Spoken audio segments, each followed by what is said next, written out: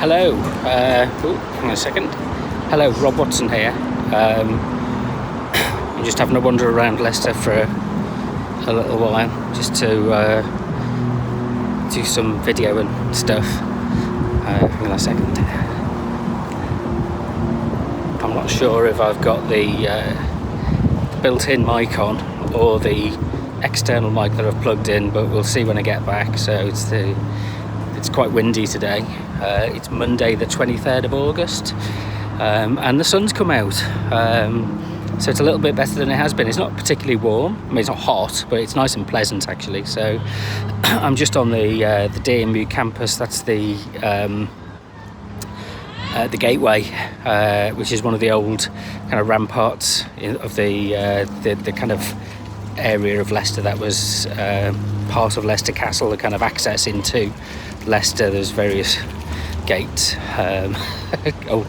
ancient gateways. I could probably give you a tour, but I'm not very knowledgeable about these things, and I thought I'd walk through to where the Leicester Castle, what's called the Leicester Castle, is, which is actually the remains of a castle, which is a mound, and behind me is the De Montfort University Business and Law building. But in front of me, I'll turn the camera around in a second, if I can figure out how to do this.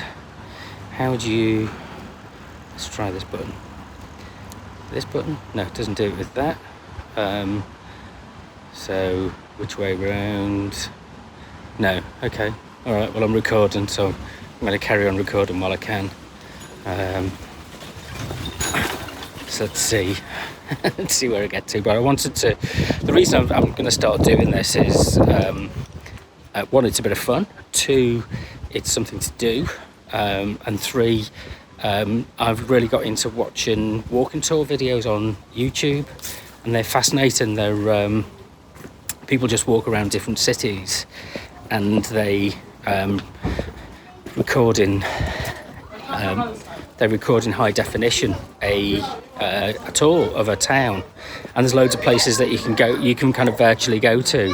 One of the things I did over the lockdown was, because I wasn't going out and spending as much money in coffee shops, was to save some cash and bought a 50-inch screen TV. It's not as grand as it sounds, but it's a fairly basic set. But it does make a difference, and I'm now a convert to large screen televisions, which in the past I'd kind of always been a bit wary of. But what it does mean is it streams YouTube, and I've been able to jump onto these tours and kind of just sit back. And you know, the interesting thing is kind of television. I've always associated YouTube with looking at a screen on a mobile device, or sitting on your laptop. So it's always that kind of lean forward frame of doing stuff, whereas actually this is now much more about sitting back and looking at the high definition colours. So yesterday evening I had a tour of Nice, where I've never been before, and I thought it'd be quite interesting to find out what all the fuss is about. And it's a lovely looking place, lots of cafes, lots of pastel colours, as is kind of suited to the region, and the kind of Mediterranean atmosphere, and a world of contrast from the weather we've had recently here in Leicester, which has been grey and miserable. So doing some of these tours, and I'm going to do some kind of around Leicester, and maybe even get out of Leicester and find some nice places to do a bit of a stroll in Leicestershire, which is much nicer. They've been quite... it's nice to see other people doing them, and there's no, the good ones, they don't have music, they don't have talking on them. They're just a stroll around a town, along a promenade, across a beach, through the nightlife, all sorts of places really, and they've been really fascinating. So I'm a bit annoyed that I'm not working out how to reverse the camera. Let's have one more press of this button, see if it does anything. Doesn't seem to do anything. No, not while it's recording. The problem is I've only got my contact lenses in and I can't see a thing, and I'm using the camera facing one way. Normally there's a button that allows you, I don't want to switch the off button, but is there a button that allows you to, no, it might not be the one I'm looking for. Anyway, that's St Mary de Castro's Church. I'll have to do it this way. That's St Mary de Castro's Church in the background. Oh, what have I done? There we go. I am still learning how to use this gimbal. I'm not very good at it.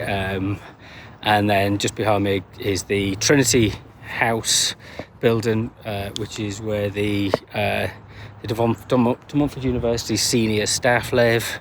And overlooking this way is the River Soar, and Castle. Oh, still keeps doing this, sorry, my fault. But we'll crack on and see what it does. But over here, if I go in this direction, then there's the Castle Gardens and the River Soar, which is, and I was reading about this the other evening, one of the myths and legends of Great Britain and Ireland is King Lear. Again, it keeps collapsing on me, so why is it doing this? Probably unbalanced. Yeah, one of the great myths of Britain and Ireland is King Lear, and maybe I knew this and I'd forgotten about it, but King Lear is he is reputed or reported by Geoffrey of Monmouth to have. Oh, why is it?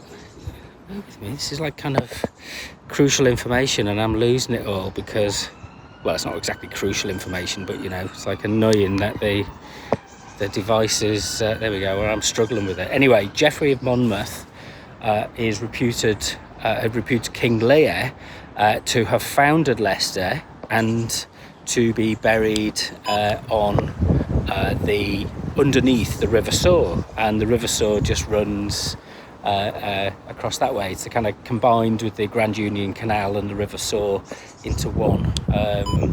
So okay, I'm going to press stop and come back to this because it's really annoying. Hang on. Right, I'm not sure if I fixed it or not. If it collapses again, then I'll have to go and try something different at home. Struggling a little bit, but I've got to learn how to use this. So this is Castle Gardens below, which is excuse me, on the River Soar, or the Grand Union Canal. It kind of merges into one and the other, and the tributaries kind of run off. So where it's been straightened is what's called the I think it's not the Golden Mile, but there's a kind of stretch where it's been straightened out where people do rowing, and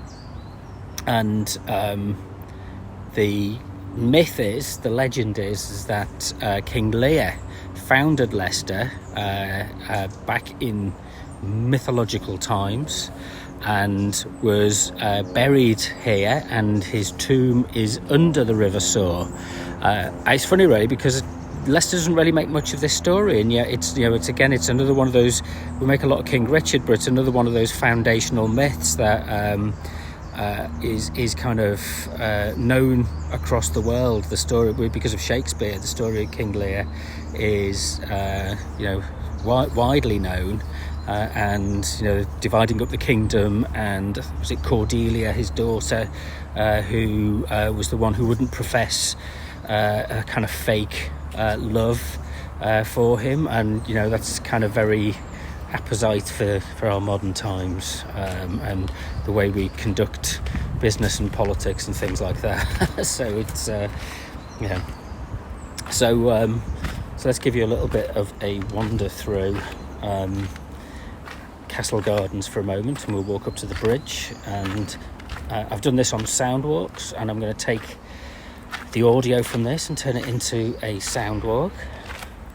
I've just walked through the Leicester city centre and shot some video and audio as I went through, and I'll be posting that up onto YouTube, as well as taking extracts of it for the Distracted Therapy podcast and radio programme that I do, which plays out on Sound Art Radio and Leicester Community Radio, and we'll see.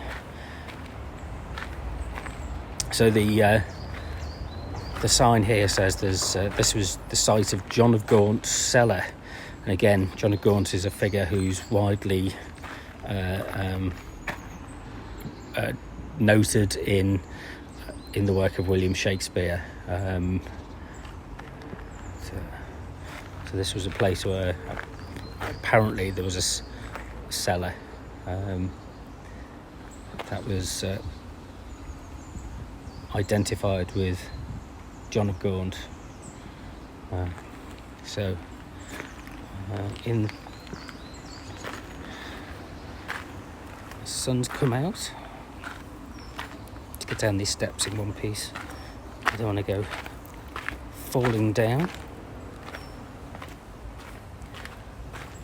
And we'll have a look at the rocket. There's a series of these placed around Leicester at the moment. There's about 100 of them in various different places, and they've been decorated by groups of kids, different community groups. And this one should tell me what it's about. It's turn it back so you can see it.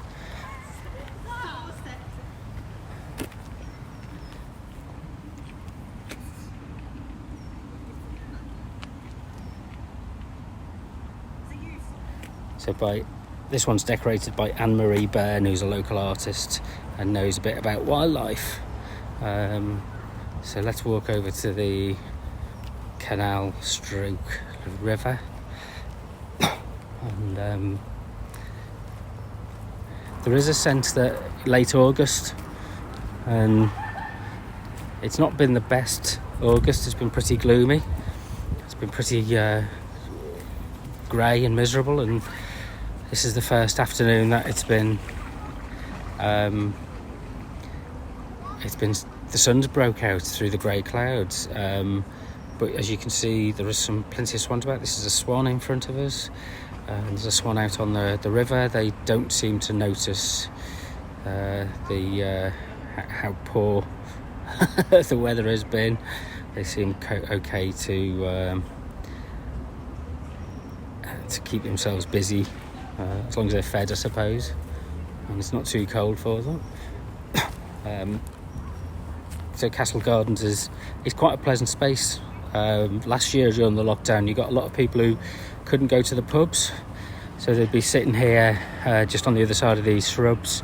They would be having a drink, and I think eventually the police and the park wardens kind of moved them on. Whereas this year, this is what's known as Leicester Castle, the building behind these trees here, which actually was a courthouse, and now is used by the university for students to practice in a kind of mock courtroom environment, and they bring guests and visitors. This is the footbridge that was built a few years ago. It's kind of my well-trodden route into Leicester. And then let's have another look at some more of the swans. There's a few of them.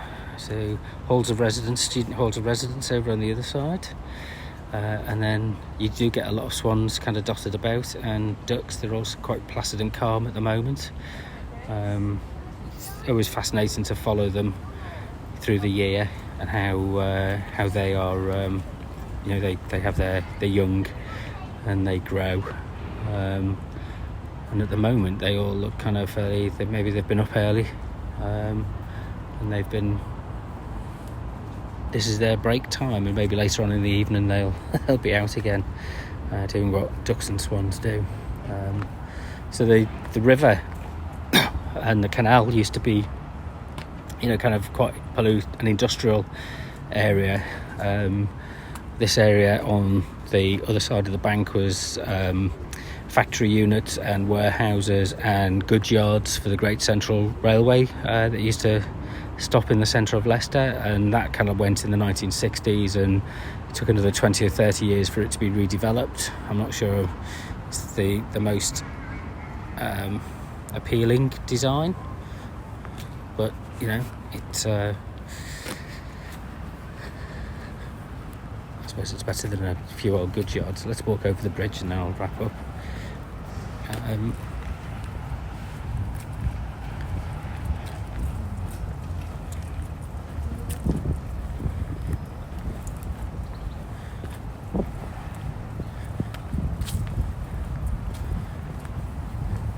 So on YouTube, I've discovered a tour guide in France, Vero in Paris, Veronica, and she's really good.